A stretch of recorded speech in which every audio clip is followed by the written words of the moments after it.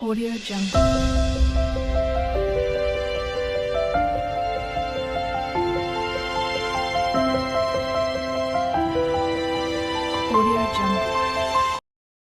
Hi అండి అందరికీ. ఈరోజు ఒక మంచి వీడియోతో మీ ముందుకు వచ్చాను. అది వచ్చేసరికి పంచారామ క్షేత్రం. పంచారామ క్షేత్రాల్లో ఒక క్షేత్రానికి అయితే మనం వచ్చాము.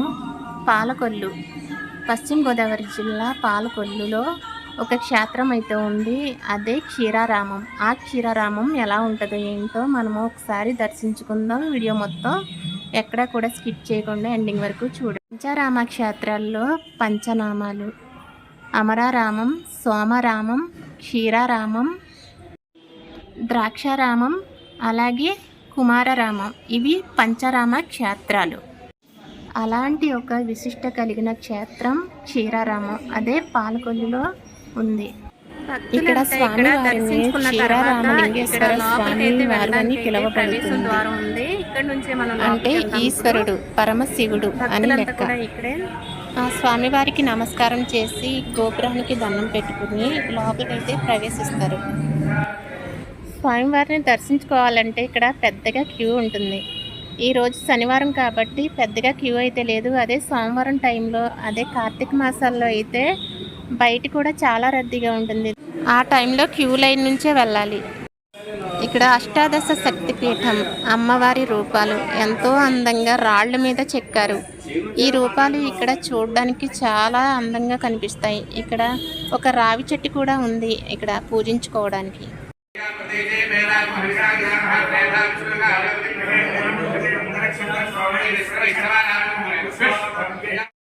శాంతి హోమాలు, దోషాలు ఏమైనా కలిగిన వాళ్ళు ఉంటే ఇక్కడ బ్రాహ్మణుల చేత అన్నీ కూడా చేయించుకోవచ్చు. ఈ గుడి దగ్గరే అన్ని ఫెసిలిటీస్ కూడా ఉన్నాయి. గుడి వెనక భాగం నుంచి చూసారా ఎంత అందంగా కనిపిస్తుందో. ఇక్కడ గోపురం, ఇక్కడ వినాయకుడు అంటే పంచముఖ వినాయకుడు ఇక్కడ పూజించుకోవడానికి ఉంది. అలాగే ఎన్నో రూపాలు ఇక్కడే, ఇవన్నీ రూపాలు కూడా ఇక్కడే చూడడానికి కనిపిస్తాయి. ఎన్ని రకాల రూపాలు చూసారు కదా, ఎంత అందంగా ఎంత అద్భుతంగా ఉందో. ఇవన్నీ కూడా ఈ గుడి దగ్గరే కనిపిస్తూ ఉంటాయి. ఇక్కడ చాలామంది బయట వాళ్ళు వస్తూ ఉంటారు, టూరిస్టులు. అలాగే బయట ప్రదేశాల నుంచి కూడా చాలామంది వస్తూ ఉంటారు.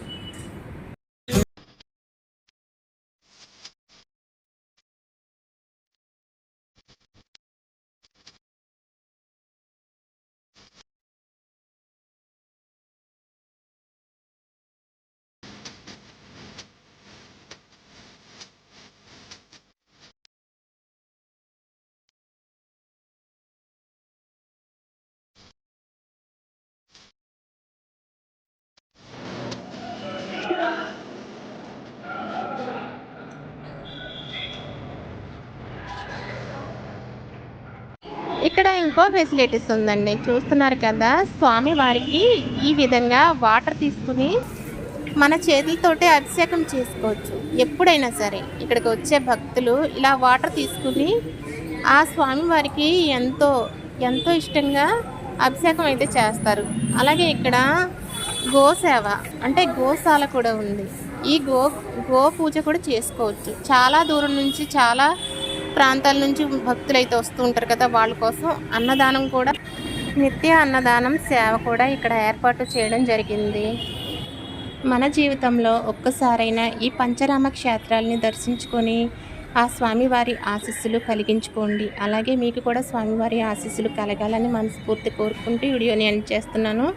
అలాగే నా వీడియో నచ్చినట్లయితే సబ్స్క్రైబ్ చేసుకోండి. Thank you for watching. Bye bye.